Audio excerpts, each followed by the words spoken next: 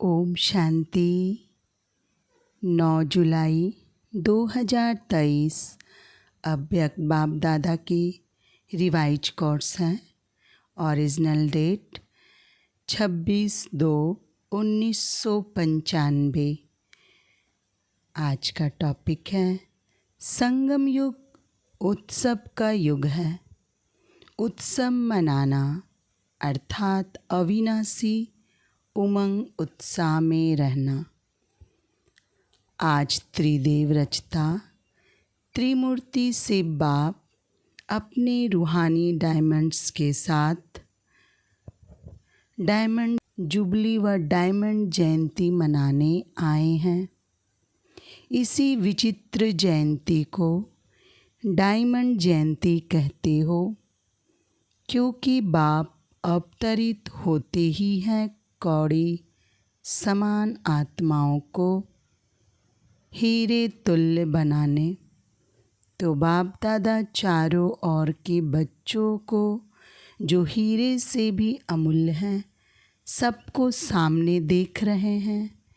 बाप दादा के आगे सिर्फ मधुबन की सभा नहीं है, लेकिन विश्व के चारों ओर की ब्राह्मण बच्चों की सभा है। सबके दिल की मुबारक के स्नेह भरे गीत कहो, बोल कहो, बाप समीप से सुन रहे हैं।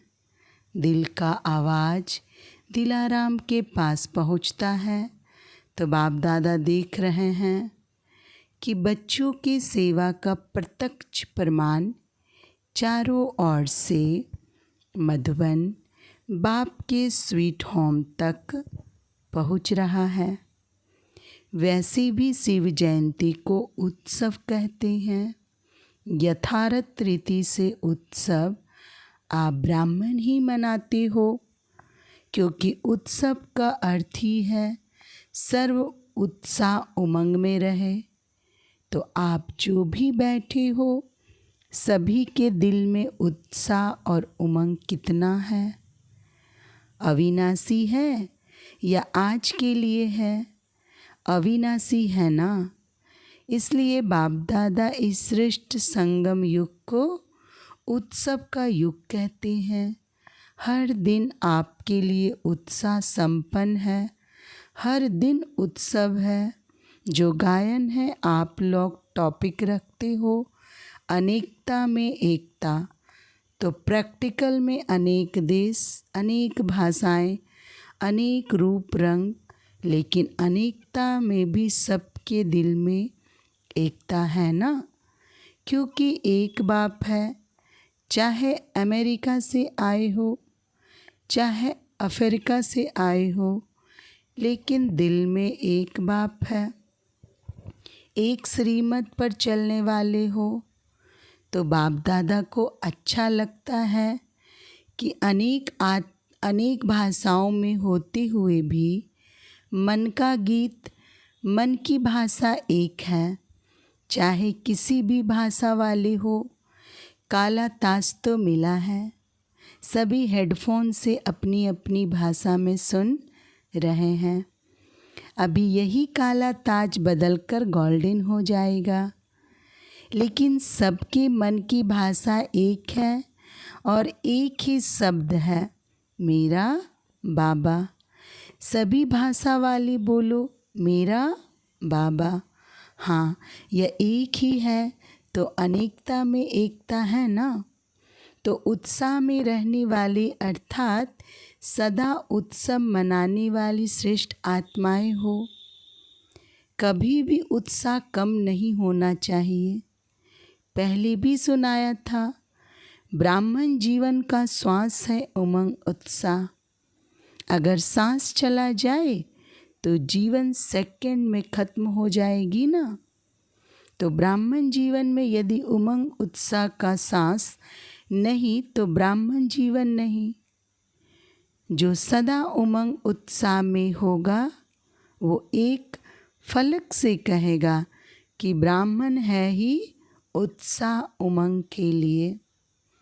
और जिसका उमंग उत्साह कम हो जाता है, उसके बोल ही बदल जाते हैं। वो कहेगा है तो सही, होना तो चाहिए, हो जाएगा। तो ये भाषा और उस भाषा में कितना अंतर है। उसके हर बोल में तो ज़रूर होगा, होना तो चाहिए। तो ये जो तो होता है ना, ये उमंग उत्साह का प्रेशर कम होने से ही ऐसे बोल कमजोरी के बोल निकलते हैं। तो उमंग उत्साह कभी कम नहीं होना चाहिए। उमंग उत्साह कम क्यों होता है? बाप दादा कहते हैं सदा वाह वाह कहो, और कहते हैं वाय वाय क्यों क्यों। अगर कोई भी परिस्थिति में वाय शब्द आ जाता है तो उमंग उत्साह का प्रेशर कम हो जाता है। बाप दादा ने अगले साल भी विशेष डबल फॉरनेट्स को कहा था कि वाय शब्द को ब्राह्मण डिक्शनरी में चेंज करो। जब वाय शब्द आए तो फ्लाई शब्द याद रखो, तो वाय खत्म हो जाएगा। कोई भी परिस्थिति छोटी भी जब बड़ी लगती है तो वाय शब्द आता है। ये क्यों, ये क्या, और फ्लाई कर लो तो परिस्थिति क्या होगी? छोटा सा खिलौना। तो जब भी वाय शब्द मन में आवे तो कहो ब्राह्मण डिक्शनरी में वाय शब्द नहीं है, फ्लाई है, क्योंकि वाय वाय हाय हाय करा देता है। बाप दादा को हंसी भी आती है। एक तरफ कहेंगे नहीं, हमारी जैसा श्रेष्ठ भाग्य किसका नहीं है। अभी अभी यह कहेंगे और अभी अभी उत्साह कम हुआ तो कहेंगे पता नहीं, मेरा भाग्य ही ऐसा है, मेरे भाग्य में इतना ही है। तो हाय हाय हो गया ना। तो जब भी हाय हाय का नज़ारा आवे तो वाह वाह कर लो, तो नज़ारा भी बदल जाएगा और आप भी बदल जाएंगे। डबल विदेशी आजकल पॉजिटिव थिंकिंग का कोर्स कराती हो ना। सभी विदेश में विशेष कोर्स यह कराते हो, तो अपने को भी कराते हो या दूसरे को कराते हो। जिस समय कोई ऐसी परिस्थिति आ जाए तो अपने को ही स्टूडेंट बनाकर खुद ही टीचर बन करके अपने को यह कोर्स कराओ। अपने को करा सकते हो या सिर्फ दूसरे को करा सकते हो? दूसरे को कराना सहज है। जब यह नेचुरल स्थिति हो जाए कि हर व्यक्ति को बात को पॉजिटिव रीति से देखो, सुनो या सोचो, तो कैसी स्थिति रहेगी। आजकल के साइंस द्वारा भी ऐसे साधन निकले हैं जो रफ माल को भी बहुत सुंदर रूप में बदल देते हैं। देखा है ना, क्या से क्या बना देते हैं। तो आपकी वृत्ति क्या ऐसे परिवर्तन नहीं कर सकती? आवे नेगेटिव रूप में, लेकिन आप नेगेटिव को पॉजिटिव वृत्ति से बदल दो। अगर हलचल में आते हैं तो उसका कारण है नेगेटिव सुनना, सोचना व बोलना या करना। ये मॉडल बनाते हो ना सोचो, ना देखो, ना बोलो, ना करो। साइलेंस की पावर क्या नेगेटिव को पॉजिटिव में नहीं बदल सकती? आपका मन और बुद्धि ऐसा बन जाए जो नेगेटिव टच नहीं करे, सेकंड में परिवर्तन हो जाए। ऐसे तीव्र गति की अनुभूति कर सकते हो। मन और बुद्धि ऐसा तीव्र गति का यंत्र बन सकता है कि टाइम लगेगा। कि नेगेटिव बात आएगी तो कहेंगे कि थोड़ा सोचने दो, देखें तो सही क्या है। क्विक स्पीड से परिवर्तन हो जाए। इसको कहा जाता है ब्राह्मण जीवन का मज़ा, मौज। अगर जीना है तो मौज से जिए। सोच सोच कर जीना वो जीना नहीं है।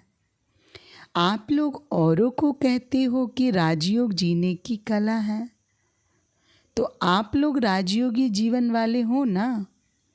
कि कहने वाले हो? जब राजयोग जीने की कला है तो राजयोगियों की कला क्या है? यही है ना। तो उत्सव मनाना अर्थात मौज में रहना। मन भी मौज में, तन भी मौज में, संबंध संपर्क भी मौज में। कई बच्चे कहते हैं अपनी रीति से तो ठीक रहते हैं, अपने मौज में रहते हैं, लेकिन संबंध संपर्क में मौज रहे। यह कभी कभी होता है, लेकिन संबंध संपर्क ही आपकी स्थिति का पेपर है। यदि स्टूडेंट कहे वैसे तो मैं पास विद ऑनर हूँ, लेकिन पेपर के टाइम मार्क्स कम हो जाती है, तो ऐसे को क्या कहेंगे? तो ऐसे तो नहीं होना, फुल पास होने वाले हो ना।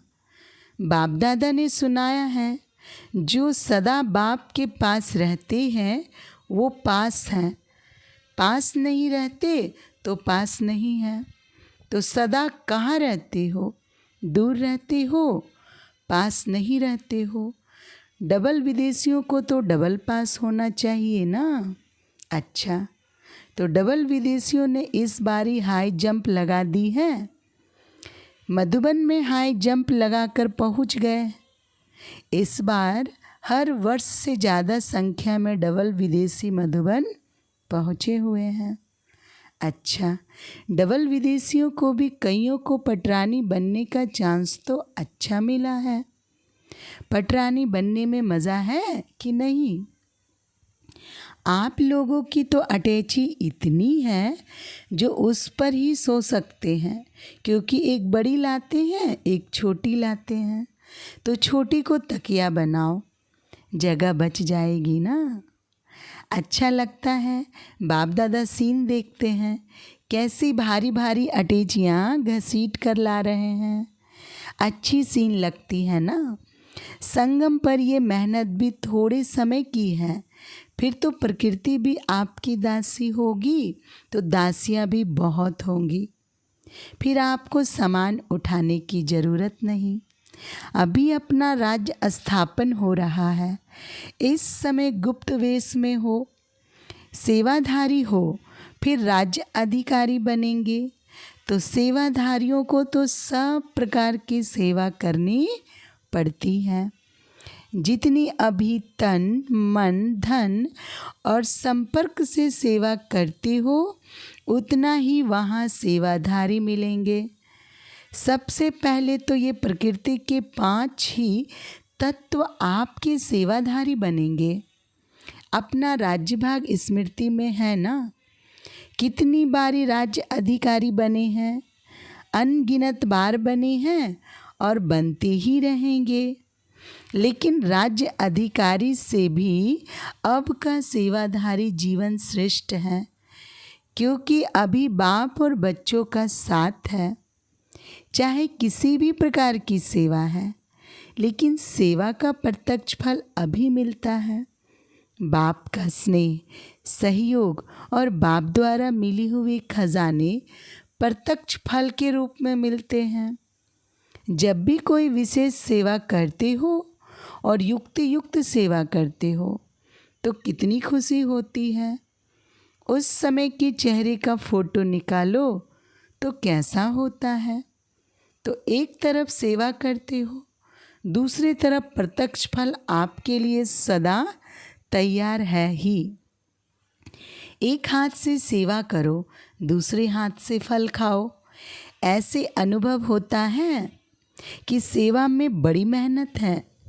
सेवा में हलचल होती है या नहीं? कभी कभी होती है।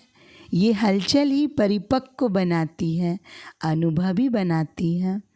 हलचल में इसलिए आती हो जो सिर्फ वर्तमान को देखते हो, लेकिन वर्तमान में छिपा हुआ भविष्य जो है वो स्पष्ट नहीं दिखाई देता है, इसलिए हलचल में आ जाते हैं।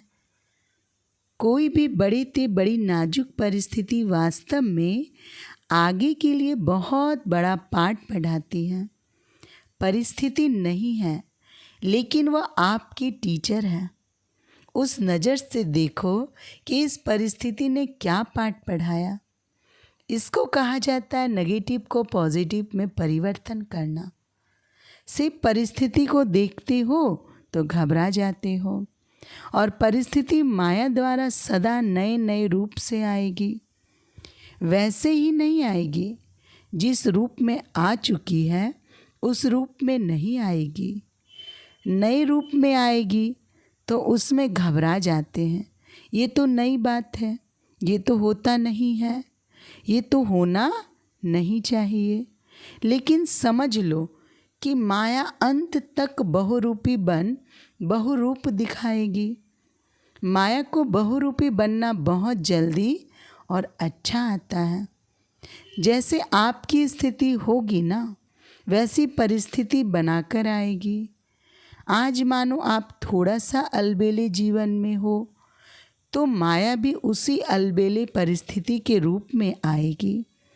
आज मूड थोड़ी ऑफ है, जैसी होनी चाहिए वैसे नहीं है, तो मूड ऑफ की परिस्थिति के रूप में ही आएगी।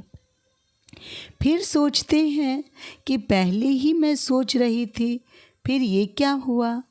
इसलिए माया को देखने के लिए, जानने के लिए त्रिकालदर्शी और त्रिनेत्री बनो। आगे पीछे सामने त्रिनेत्री बनो। आप सभी त्रिनेत्री और त्रिकालदर्शी हो ना। डबल फॉरनर्स त्रिकालदर्शी हैं? यस या नो सब बोलो, हाँ जी या ना जी। हाँ जी, अपनी भाषा से तो ये अच्छा बोलते हो। सब खुश हो? हाँ जी। इतनी बड़े संगठन में मज़ा आ रहा है? हाँ जी। कोई कोई यह तो नहीं सोच रहे कि अगले वर्ष भीड़ में नहीं आएंगे, थोड़ा पीछे आएंगे। संगठन का मज़ा भी प्यारा है। वैसे आना तो प्रोग्राम प्रमाण ही, ज़्यादा नहीं आना, लेकिन आदत ऐसी होनी चाहिए जो सब में एडजस्ट कर सके। एडजस्ट करने की पावर सदा विजयी बना देती है। ब्रह्मा बाप को देखा तो बच्चों से बच्चा बनकर एडजस्ट हो जाता, बड़ों से बड़ा बनकर एडजस्ट हो जाता। चाहे बेगरी लाइफ, चाहे साधनों की लाइफ, दोनों में एडजस्ट होना और खुशी खुशी से होना, सोच कर नहीं।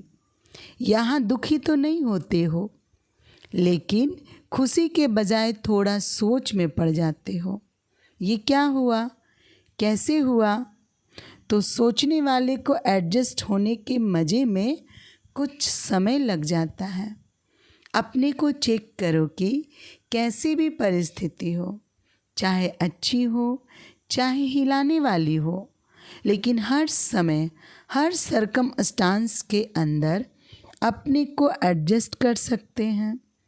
डबल फॉरनर्स को अकेलापन भी अच्छा लगता है और कंपेनियन भी बहुत अच्छे लगते हैं। लेकिन कंपनी में हो या अकेले हो, दोनों में एडजस्ट होना, ये है ब्राह्मण जीवन। ऐसे नहीं संगठन हो और माथा भारी हो जाए, नहीं। मुझे एकांत चाहिए, ये घमासान नहीं। मुझे अकेला चाहिए। मन अकेला अर्थात बाहर मुक्ता से अंतर्मुख में चले जाओ तो अकेलापन है। कोई कोई कहते हैं ना, अकेला कमरा चाहिए, दो भी नहीं चाहिए। अकेला मिले तो भी मौज से सो, और 10 के बीच में भी सोना हो तो मौज से सो। फॉरनर्स 10 के बीच में सो सकते हैं कि मुश्किल है? सो सकते हैं, हाँ जी। अच्छा, अभी अगले वर्ष 2020 को सुलाएंगे। देखो समय बदलता रहता है और बदलता रहेगा। दुनिया की हालतें नाजुक हो रही हैं और भी होगी, होनी ही है। अभी सिर्फ एक स्थान पर अलग अलग होती है, आखिर में सब तरफ इकट्ठी होगी। तो नाजुक समय तो आना ही है। समय नाजुक हो, लेकिन आपकी नेचर नाजुक नहीं हो। कईयों की नेचर बहुत नाजुक होती है ना, थोड़ा सा आवाज़ हुआ, थोड़ा सा कुछ हुआ तो डिस्टर्ब हो गए। इसको कहते हैं नाजुक स्थिति। नाजुक नेचर तो नाजुक नेचर नहीं हो। जैसा समय वैसा अपने को एडजस्ट कर सको। ये अभ्यास आगे चलकर आपको बहुत काम में आएगा, क्योंकि हालतें सदा एक जैसी नहीं रहनी है और फाइनल पेपर आपका नाजुक समय पर होना है, आराम के समय पर नहीं होना है, नाजुक समय पर होना है। तो जितना अभी से अपने को एडजस्ट करने की शक्ति होगी तो नाजुक समय पर पास विद ऑनर हो सकेंगे। पेपर बहुत टाइम का नहीं है, पेपर तो बहुत थोड़े समय का है, लेकिन चारों ओर की नाजुक परिस्थितियाँ, उनके बीच में पेपर देना है। इसलिए अपने को नेचर में भी शक्तिशाली बनाओ। क्या करे, मेरी नेचर ये है, मेरी आदत ही ऐसी है या नहीं, इसको नाजुक नेचर कहा जाता है। देखो, बाप दादा ने स्थापना की आदि में सब अनुभव करा लिया। जब आदि हुई तो राजकुमार और राजकुमारियों से भी ज़्यादा पालना, साधन सब अनुभव कराया और आगे चलकर बैगरी लाइफ का भी पूरा अनुभव कराया। तो जिन्होंने दोनों अनुभव किया उनकी आदत बन गई। तो आप लोगों के आगे तो ऐसा समय आया नहीं है, लेकिन आना है। जहाँ भी रहते हो सभी हिलने हैं, सब आधार टूटने हैं। तो ऐसे टाइम पर क्या चाहिए? एक ही बाप का आधार। आप लोग तो बहुत बहुत लकी हो जो आने का समय आपका सहज साधनों का है। सहज साधनों के साथ साथ आपका ब्राह्मण जन्म है, लेकिन साधन और साधना, साधनों को देखते साधना को नहीं भूल जाना, क्योंकि आखिर में साधना ही काम में आनी है। समझा? अच्छा, चारों ओर के अमूल्य विशेष रत्नों को सदा हर दिन उत्साह से उत्सव मनाने वाली श्रेष्ठ आत्माओं को सदा स्व स्थिति और सेवा की उन्नति में बैलेंस रखने वाली ब्लेसिंग के अधिकारी आत्माओं को, सदा परिस्थिति को सहज पार करने वाली ऐसे अचल अडोल महावीर आत्माओं को बाप दादा का याद प्यार और नमस्ते। नमस्ते बाप दादा। सुनते हैं आज का वरदान। संपूर्णता द्वारा संपन्नता की प्रारब्ध का अनुभव करने वाले सर्व झमेलों से मुक्त भव। स्पष्टीकरण। संगम युग पर सागर गंगा से अलग नहीं, गंगा सागर से अलग नहीं। इसी समय नदी और सागर के समाने का मेला होता है। जो इस मेले में रहते हैं वह सर्व झमेलों से मुक्त हो जाते हैं, लेकिन इस मेले का अनुभव वही कर सकते हैं जो समान बनते हैं। समान बनना अर्थात समा जाना। जो सदा स्नेह में समाये हुए हैं वो संपूर्णता और संपन्नता की प्रारब्ध का अनुभव करते हैं। उन्हें कोई भी अल्पकाल के प्रारब्ध की इच्छा नहीं रहती। स्लोगन है आज का, सदा एक बाप के श्रेष्ठ संग में रहो तो होलीएस्ट और हाईएस्ट बन जाएंगे। अच्छा, ओम शांति।